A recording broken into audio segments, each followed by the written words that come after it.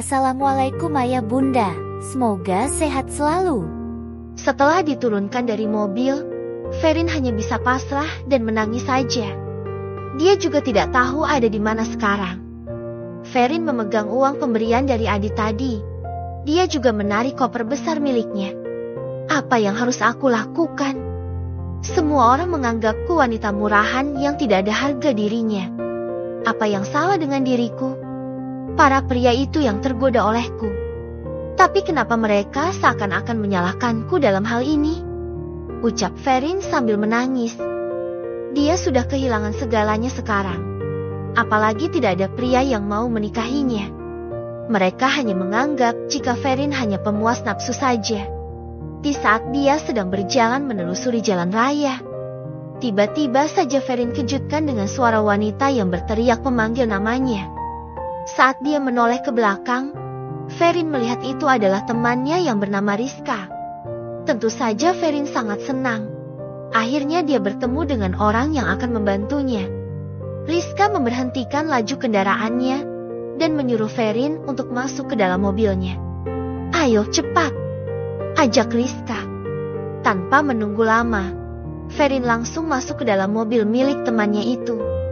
Setelah masuk, Rizka kembali menancap gas dan melajukan mobilnya. "Rizka, kamu apa kabar? Sudah lama kita tidak bertemu ya? Kamu pasti makin tajir," ucap Ferin sambil tersenyum. "Aku baik, tapi maaf kenapa keadaanmu sangat berantakan seperti ini? Padahal yang aku tahu, kamu adalah wanita yang selalu dandan kan?" ucap Rizka. Dia langsung bertanya seperti itu. Mendengar ucapan temannya, Ferin langsung terdiam dan menundukkan kepalanya. Maaf ya, aku tidak bermaksud untuk menyinggung perasaanmu." "Maaf," ucap Rizka tidak enak hati. "Iya tidak apa-apa Rizka. Hidupku memang sudah hancur sekarang," jawab Ferin dengan memasang wajah yang sendu. "Loh, memangnya kenapa? Bukankah kamu mempunyai keluarga yang berkecukupan ya? Kenapa kamu jadi seperti ini?" tanya Rizka heran. Ferin menarik napas kasar. Dia akan menceritakan semuanya pada Rizka. Dia juga berharap semoga saja Rizka bisa memberi masukan untuk dirinya. Singkat waktu setelah Ferin menceritakan tentang kehidupannya, Rizka benar-benar terkejut mendengarnya. Apalagi saat mendengar jika dia sudah berani merebut suami kakak kandungnya sendiri. Itu semakin membuat Rizka tidak menyangka. "Apa? Gila kamu Ferin?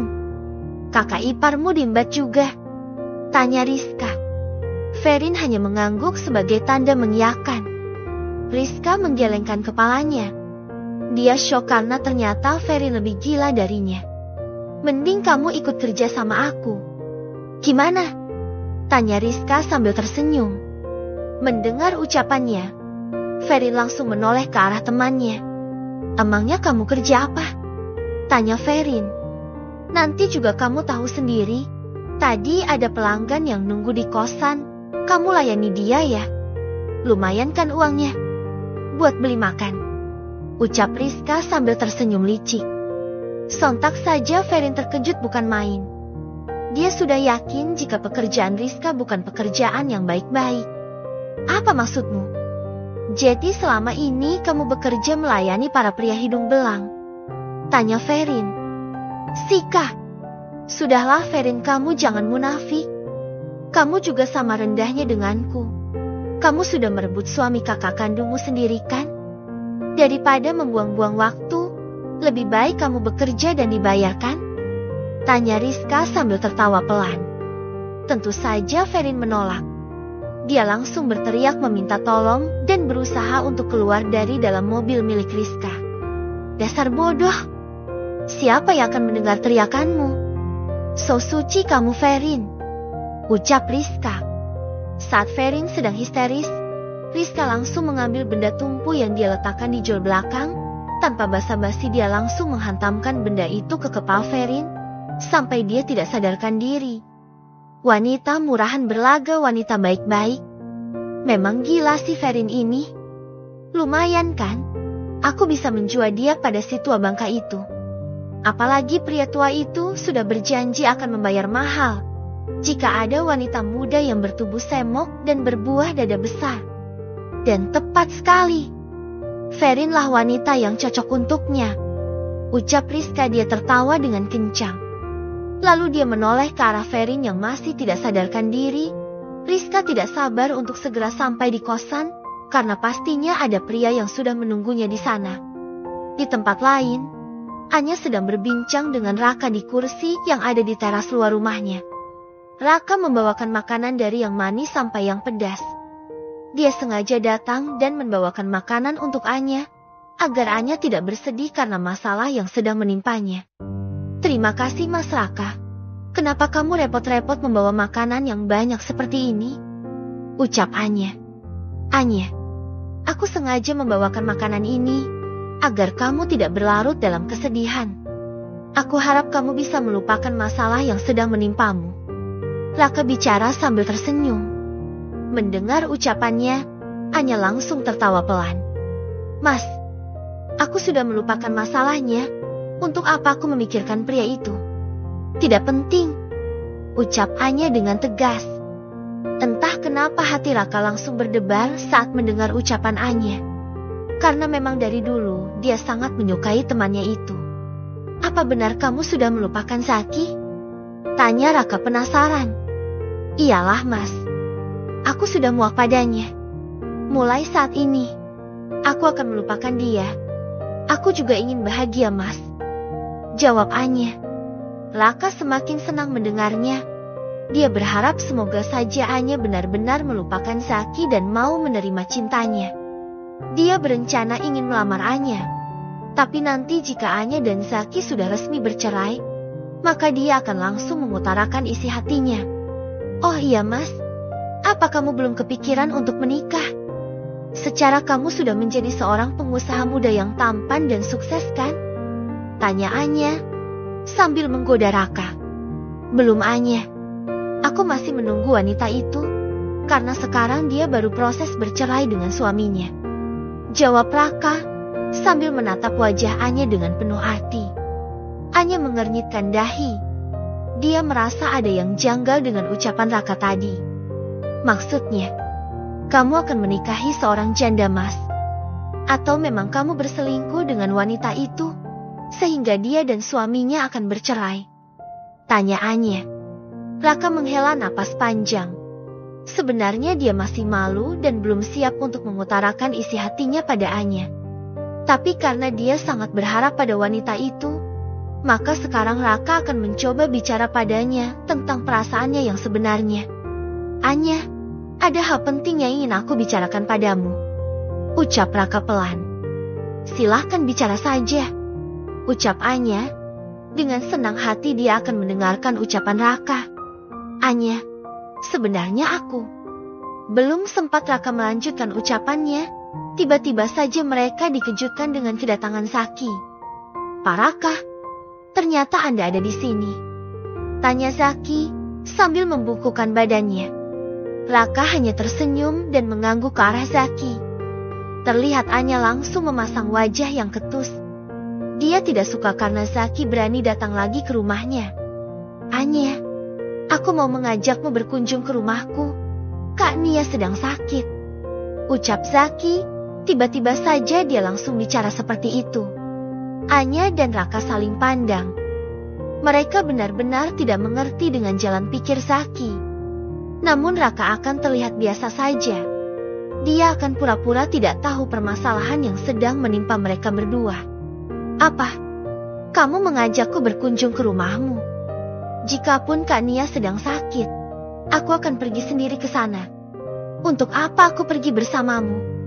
Tanya Anya kesal. Mendengar ucapannya, Zaki mengerutkan dahi. Entah kenapa dia langsung merasa tidak enak hati. Apalagi melihat Raka berkunjung ke rumah Anya. Terlihat Raka berpura-pura memainkan ponsel miliknya.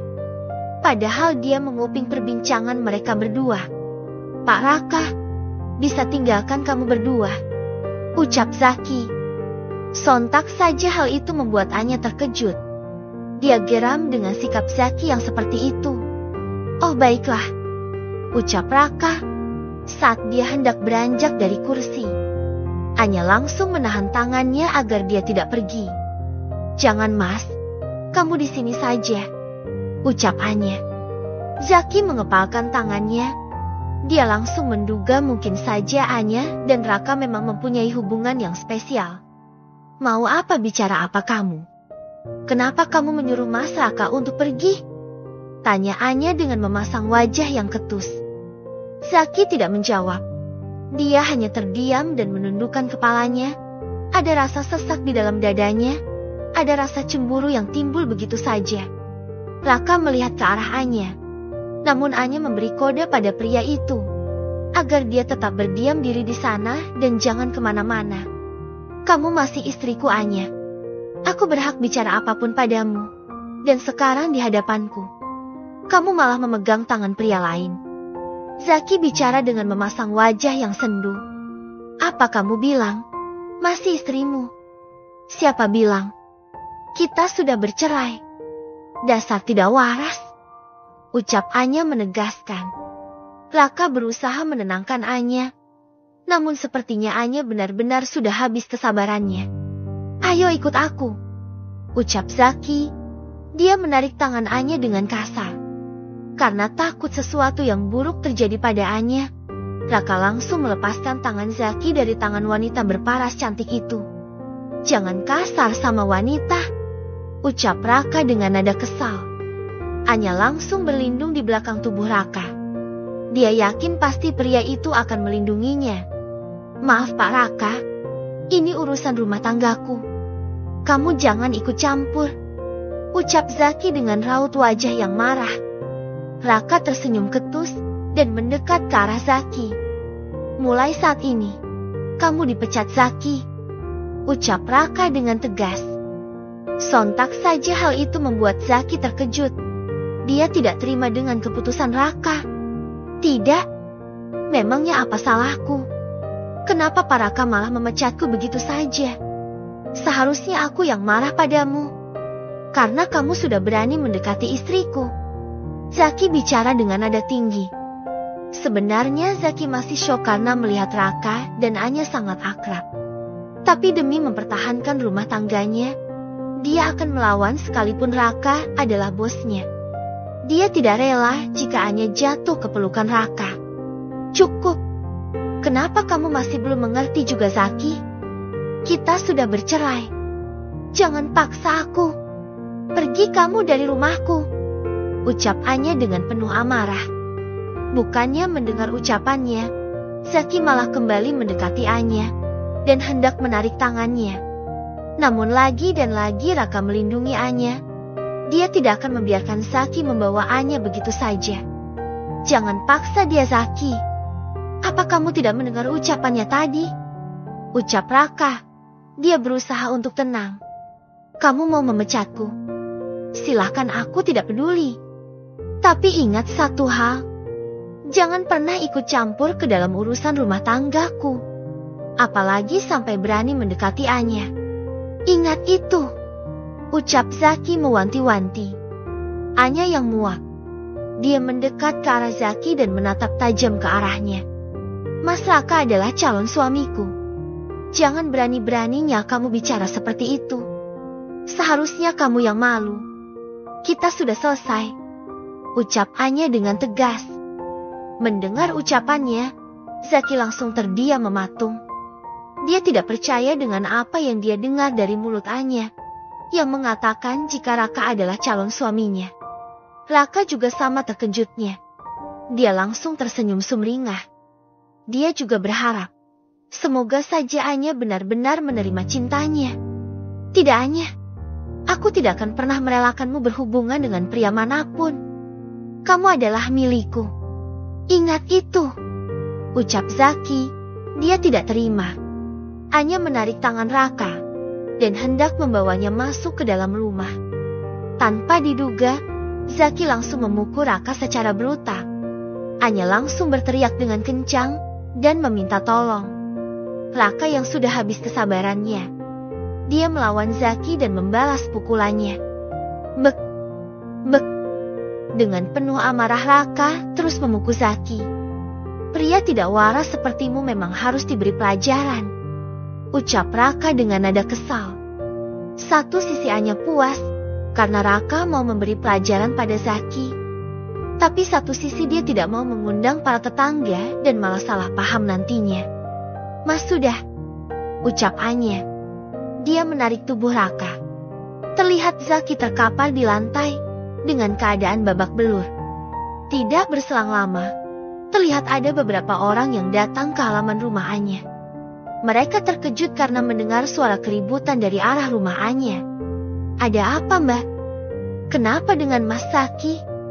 Tanya tetangga Anya yang bernama Denny. Dia ingin membawa saya, Pak. Padahal kami sudah bercerai, jawab Anya. Mendengar ucapannya, para tetangga langsung saling berbisik, entah apa yang mereka perbincangkan. Tapi kenapa Mas Zaki sampai babak belur seperti ini? Tanya Denny heran. Saat Anya hendak bicara lagi, Raka langsung menahannya dan dia yang akan menjelaskannya pada Denny. Saya hanya melindungi Anya. Jika kalian berani ikut campur, berarti kalian ingin berurusan dengan saya, ucap Raka dengan tegas. Mereka saling pandang, karena mereka juga tahu jika Raka adalah seorang pengusaha muda yang sukses. Sebagian dari warga sana juga bekerja di pabrik milik Raka. Maaf Pak Raka, kami tidak akan ikut campur ke dalam urusanmu. Maaf. Ayo bubar, ucap Denny. Tanpa menunggu lama, mereka langsung bubar karena takutnya Raka akan marah dan malah memecat orang-orang yang bekerja di pabrik miliknya. Setelah melihat kepergian mereka, kini Raka kembali melihat ke arah Zaki yang masih terduduk di lantai sambil merintih kesakitan. Ingat satu hal Zaki, kamu bukan tandinganku. Sekarang kamu sudah kehilangan segalanya termasuk pekerjaanmu. Jangan harap aku mau menerimamu kembali. Raka bicara dengan penuh amarah. Anya mendekat ke arah Raka. Dia berusaha menenangkannya. Pergi kamu dari sini. Jangan pernah kamu mengusik kehidupan Anya lagi, ucap Raka. Karena takut, Zaki berdiri dan langsung berjalan dengan tergopoh-gopoh. Dia akan langsung pulang ke rumahnya untuk mengobati lak yang ada di wajahnya.